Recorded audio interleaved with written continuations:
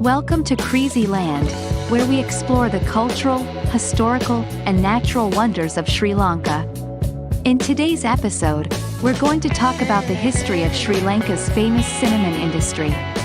Sri Lanka has been known for its cinnamon production for centuries. The island's climate and fertile soil are perfect for growing cinnamon trees. It's no wonder that the country became a major exporter of this spice. Cinnamon was one of the most sought-after spices in the world during ancient times. It was used in perfumes, cosmetics, and most importantly, for culinary purposes.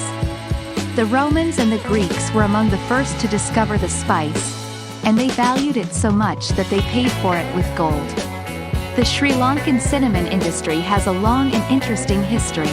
The Portuguese were the first to discover the cinnamon trees on the island in the early 1500s. They saw the potential of this spice and began to export it to Europe. However, the Dutch soon took over the cinnamon trade and monopolized it. They established cinnamon plantations and enforced strict laws to control the production and exportation of cinnamon. The Dutch ruled Sri Lanka for over 150 years, and during this time, they built a cinnamon empire. They brought in workers from other countries and forced them to work in the cinnamon plantations. The workers were treated poorly and were not allowed to leave the plantations without permission. They were paid very little for their hard work, and many of them suffered from diseases and injuries.